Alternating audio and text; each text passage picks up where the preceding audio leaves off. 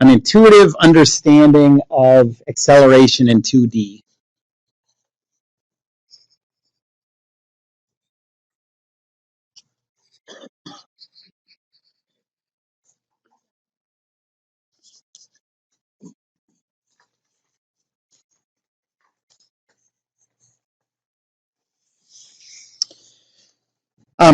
Acceleration is a hard thing to wrap your head around. Most of the time, if you think that you have an intuitive understanding of what's going on,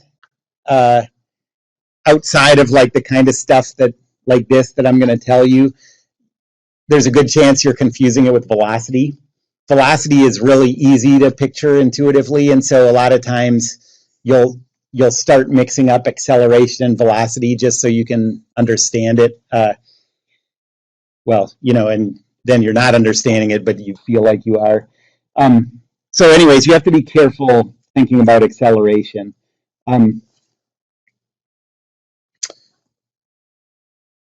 So in 1D and 2D and 3D, acceleration is a change in velocity. Well, I shouldn't say is, but it represents a change in velocity. It's not exactly the same thing, but it's related to it.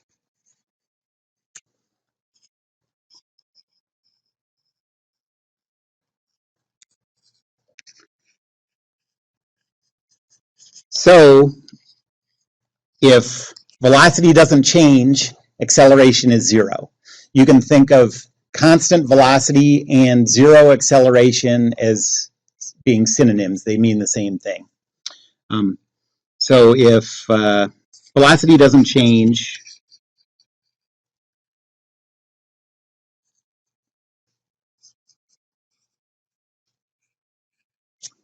acceleration is zero. That's true in 1D where velocity and acceleration are just numbers, and it's true in 2D where they're vectors. So that's true in either case. But here's where things are different between 1D and 2D.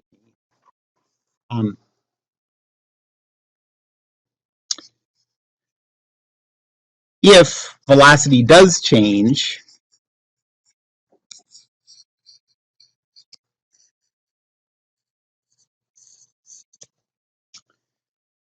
then in 1D, let's do that first. The only thing acceleration can do is change the speed.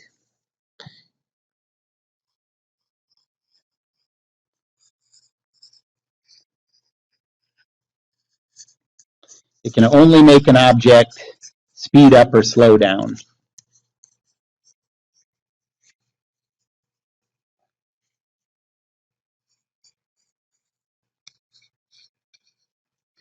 There's a new way that velocity can change in 2D, though, that doesn't exist in 1D.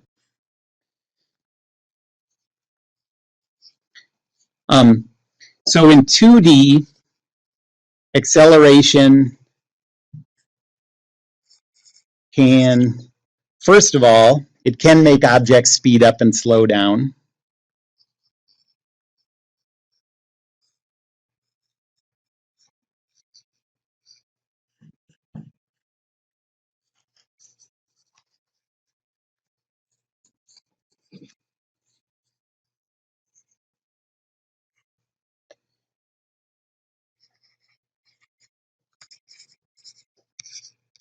But it can also make objects turn.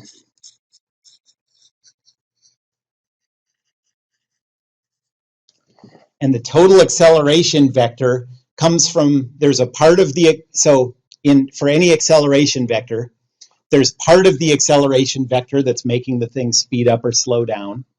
And part of that acceleration vector is making it turn. And those two parts they're each vectors, and you add those two vectors together and they give you the total acceleration. So I'm going to give you a way to sort of visualize this. So to visualize the acceleration vector in 2D,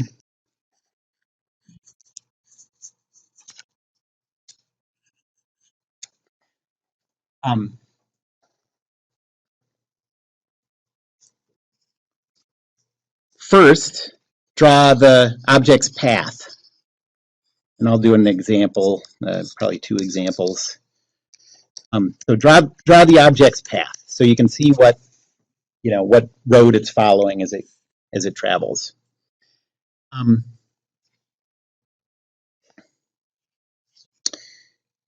Second, draw the velocity vector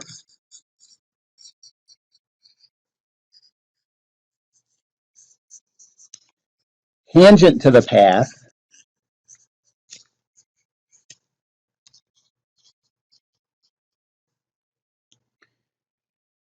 in the direction of motion.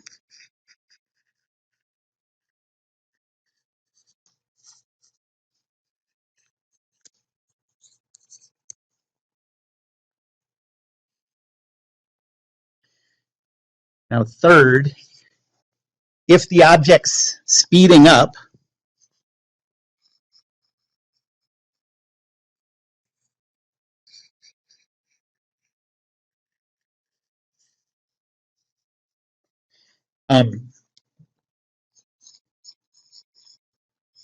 draw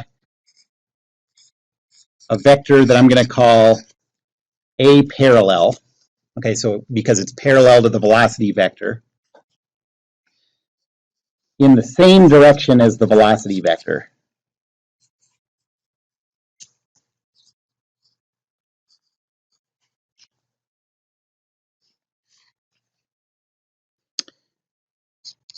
If, on the other hand, the object's slowing down,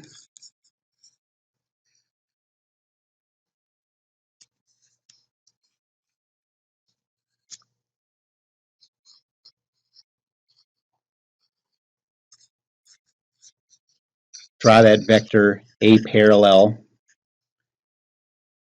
in the opposite direction of the velocity vector.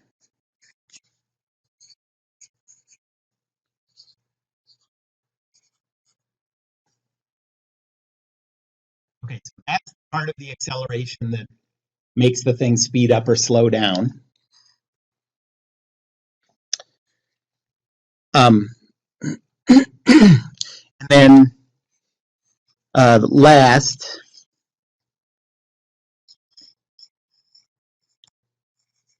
draw A perpendicular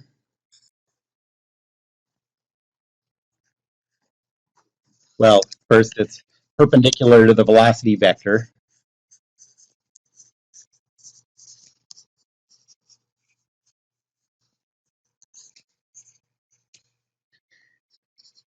In the direction the object's turning.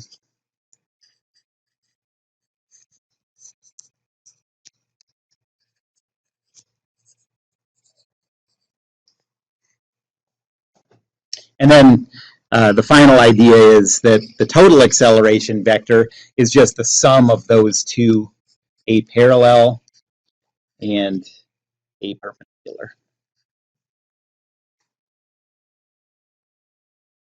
Okay, so hopefully this will make more sense after I do a couple examples.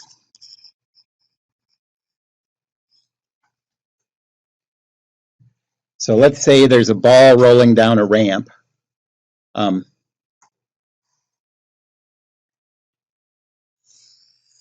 First, let's just say it's a flat ramp. And the ball's rolling down under the influence of gravity. Okay. So the object's path looks like this. What direction is the velocity vector?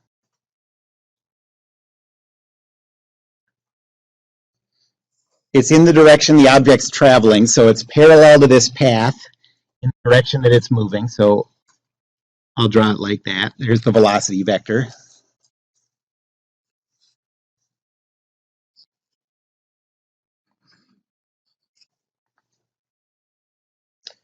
if this object's rolling down the hill, would it be speeding up or slowing down? Speeding up. So the part of the acceleration that's parallel to v, is it in the same direction or the opposite direction? Same. So I'm going to draw a parallel like that.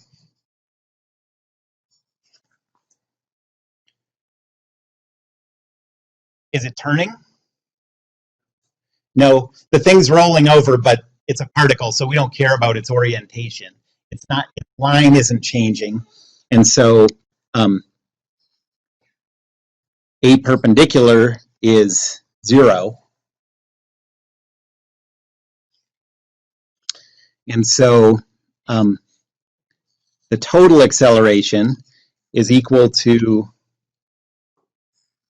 this plus 0. So it's in this direction.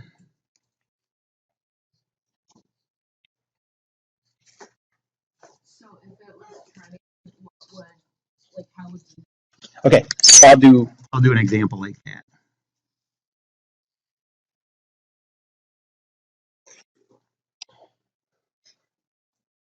Okay, and notice that this was something you did on the lab exam. When we thought of this as just a one-dimensional motion, there was a ball going up or down a ramp, and you had to draw the direction of the velocity and draw the direction of the acceleration. Right? It wasn't turning, so that's all there was to it.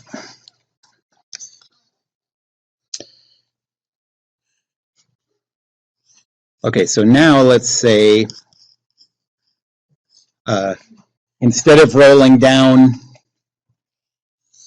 a straight ramp, this ball's rolling down something like this.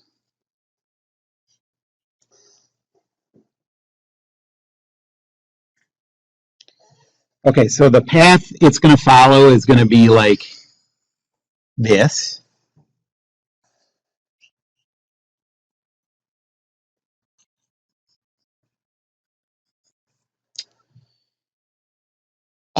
So at this point, we have to figure out what a tangent to that path looks like. So it would look something like that. At this instant, that's the velocity vector.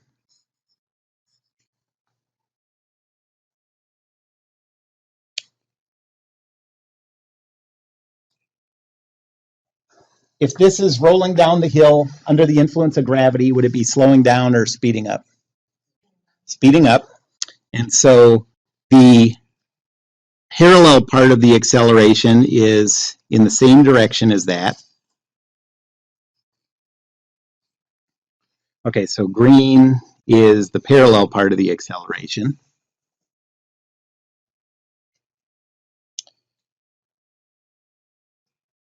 And now in this one, we have to think about which way it's turning.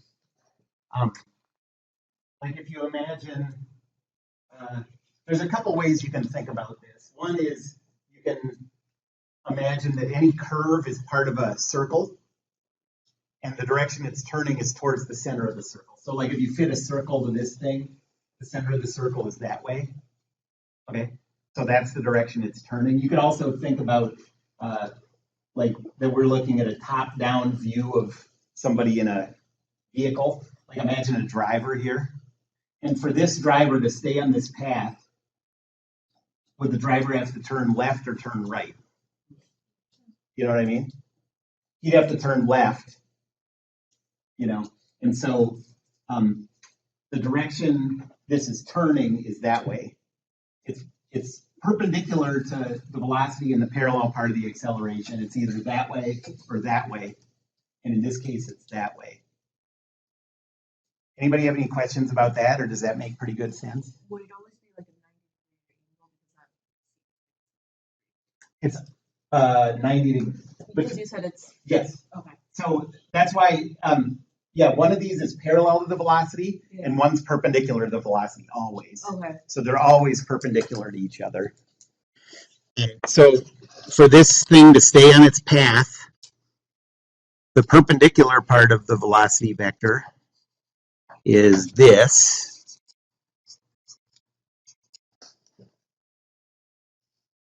And so the total acceleration vector is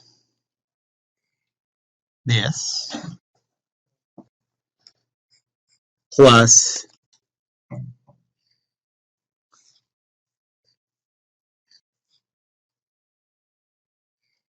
good enough. This.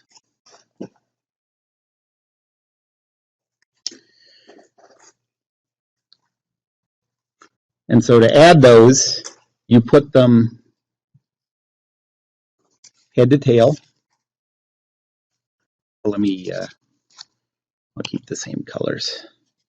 So that one plus that one gives you a total acceleration like that.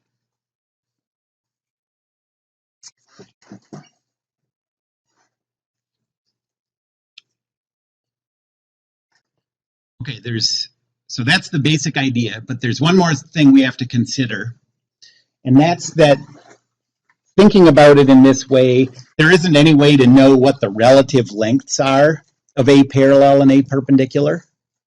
Okay, we know that they're in those directions, but we don't know the magnitudes. So remember doing this in lab last week, where we're adding two vectors where we know the directions, but we don't know the magnitudes. So the last thing is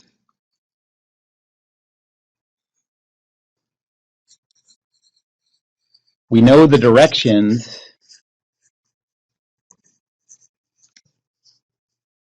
of A parallel and A perpendicular,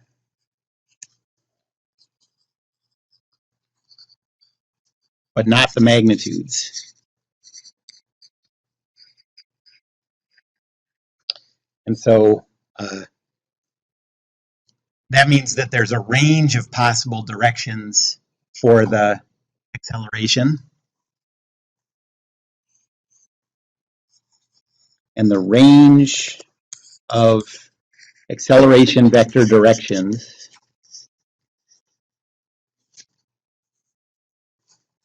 is from this, that was A perpendicular, to this, that was A parallel, and anything in between.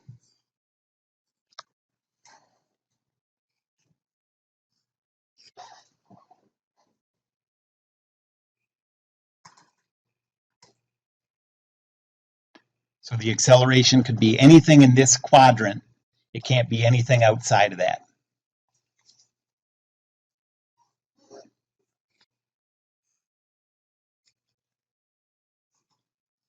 Okay, let's do another one.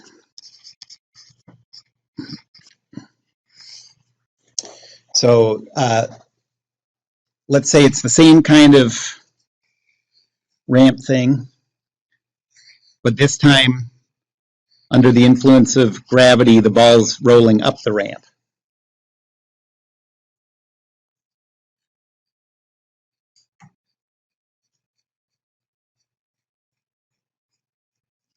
Okay, so first we have to draw the path that the ball follows. That's like that. Then we have to draw a velocity vector, and it has to be tangent to that path. So at this point, it would look like that.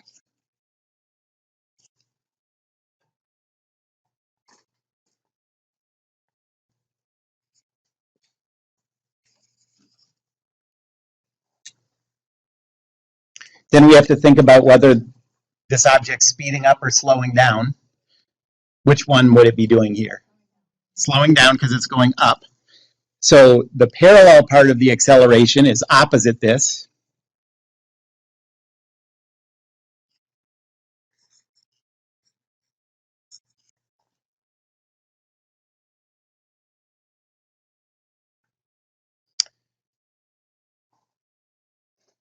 And now for the perpendicular part, that, yes? If the coordinate system, right, y on the left, right, would be speeding up. Nope, this is all true no matter what the coordinate system is. So the coordinate system would tell you, would determine how these vectors would be represented as components, you know? But that's all the coordinate system would do here. These vectors are what they are, independent of the coordinate system. So they're just directions. And so now we have to think about which way this is turning. There's two possibilities. The two directions that are perpendicular to this line. One's that way and one's that way. So which one is it? Towards the center or through the, yeah, right. It's like if you think of fitting a circle to this, it's towards the center of that circle. So the perpendicular part of the acceleration is like that.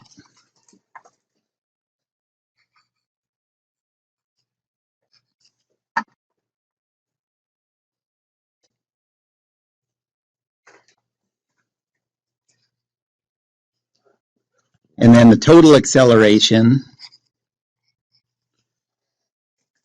is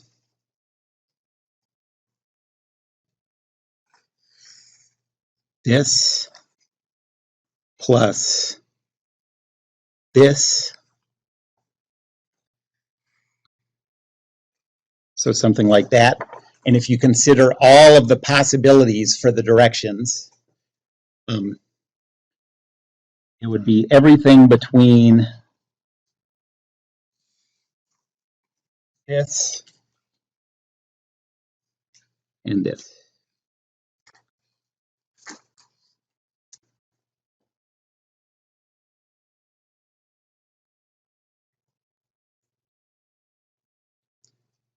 So if you get in the habit of thinking through these steps, you can look at a picture like this and get a sense, an intuitive sense of what direction the acceleration is going to be.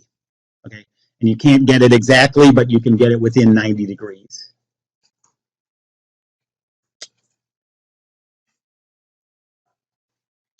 Okay, so we did, the first example was one where the thing wasn't turning, it was only changing speeds.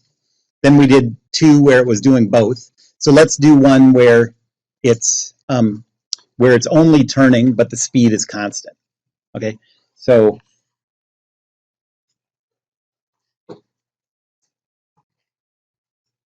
let's think of like a tetherball. So this would be a top view, a view from up above. So here's the pole, and the ball's like this, and it's moving in a circle around the pole.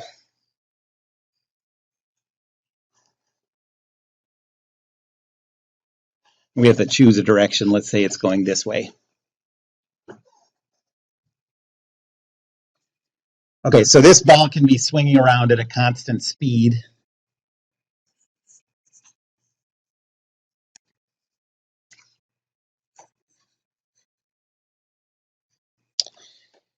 That black circle is the path that the ball would travel. And it's going around that path this way. So the first thing we have to do is draw the velocity vector tangent to the path. So that would be like this.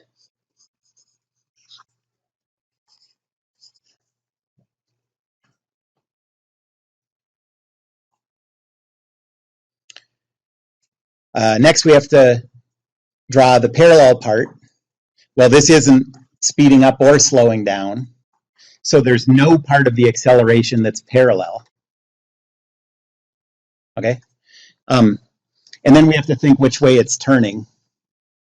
So, is it turning this way or this way? Yeah, toward the center of that circle. So the perpendicular part of the acceleration is like that.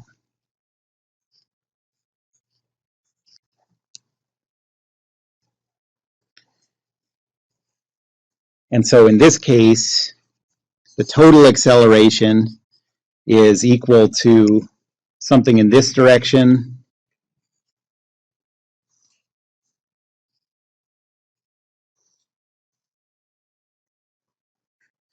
plus 0, which just has to give you something in that direction.